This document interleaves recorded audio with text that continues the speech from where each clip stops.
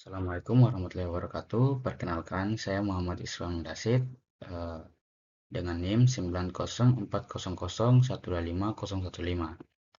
Baik, di sini saya akan menjelaskan mengenai teori produksi. Produksi adalah usaha untuk menciptakan, meningkatkan manfaat barang dengan mengkombinasikan faktor-faktor produksi untuk memenuhi kebutuhan.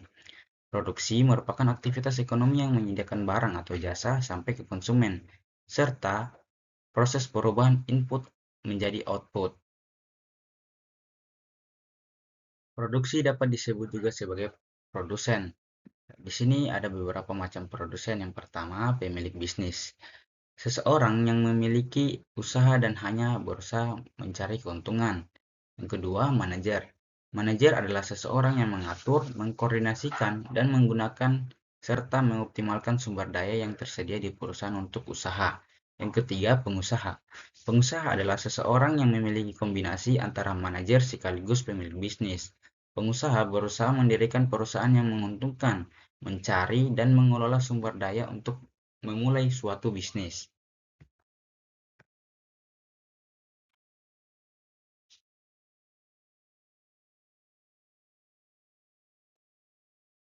Berikut Berikut tempat-tempat dilakukannya produksi terbagi menjadi dua.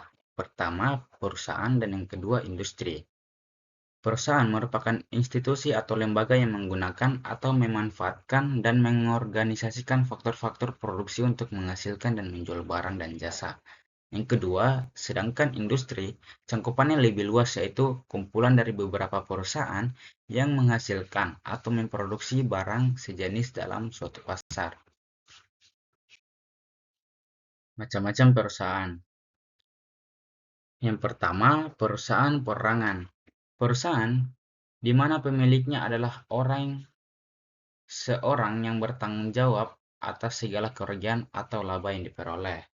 Yang kedua, persekutuan atau kongsi. Perusahaan yang dijalankan oleh persekutuan atau kerjasama, di mana yang satu bertanggung jawab sepenuhnya atas segala utang piutang perusahaan, sedangkan yang satu lagi hanya sebagai persero diam atau komandit, tidak ikut aktif. Yang ketiga, persekutuan firma. Suatu perusahaan di mana perusahaan tersebut didirikan oleh beberapa orang yang bekerja sama dan setiap orang bertanggung jawab atas segala utang piutang perusahaan. Yang keempat, perusahaan terbatas atau PT.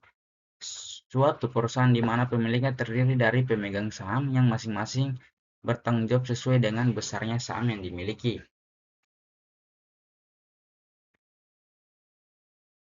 Lalu, fungsi produksi.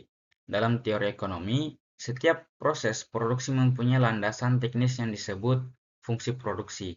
Fungsi produksi adalah suatu fungsi atau persamaan yang menunjukkan hubungan fisik atau teknisi antara jumlah faktor-faktor produksi yang dipergunakan dengan jumlah produksi yang dihasilkan. Contoh, tanpa memperhatikan harga-harga, baik faktor-faktor produksi maupun harga produk. Secara matematis, fungsi produksi tersebut dapat dinyatakan sebagai Y. Y sama dengan F, dalam kurung X1, X2, X3, dan seterusnya. Di mana Y sama dengan tingkat produksi atau output yang dihasilkan. Dan X1, X2, X3 adalah berbagai faktor produksi atau input yang digunakan.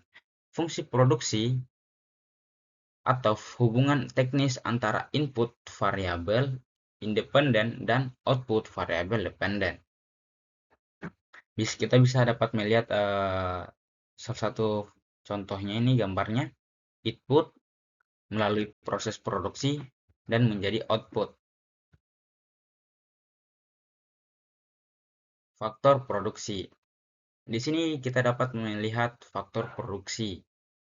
Q sama dengan F dalam kurung K L R T S. Keterangannya K sama dengan kapital atau modal. L sama dengan labor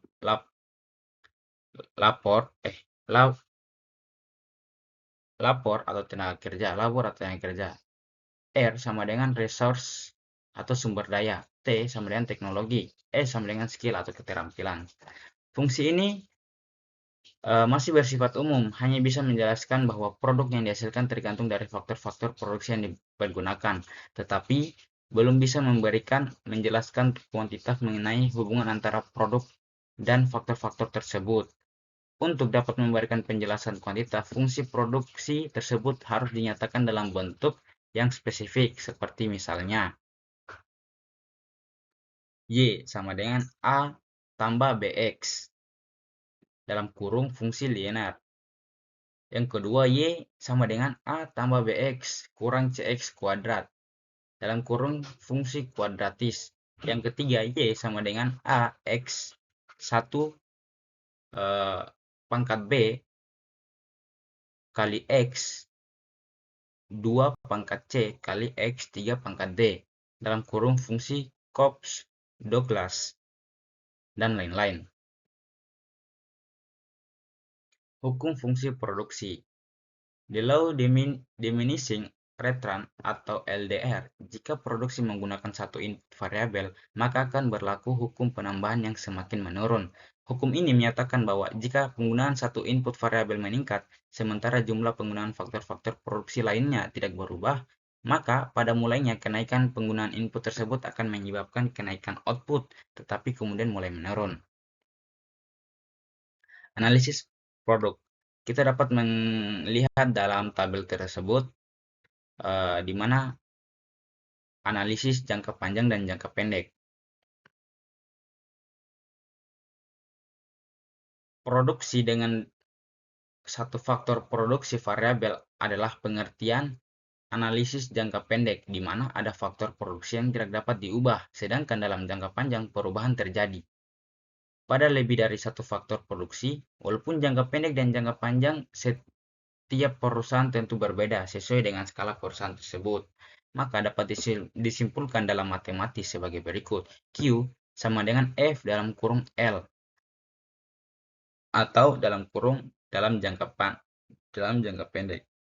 Yang kedua, Q sama dengan F dalam kurung K atau L atau dalam kurung dalam jangka panjang, di mana Q sama dengan tingkat output, K sama dengan barang modal, dan L sama dengan tenaga kerja.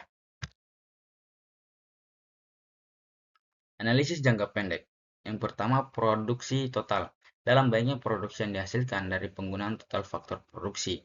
Formulasinya TP sama dengan F dalam kurung KL. Secara matematis, TP akan maksimum apabila turunan pertama dari fungsi nilainya sama dengan 0. Yang kedua, produksi marginal. Formulasinya MP sama dengan TP. TP sama dengan TP atau L.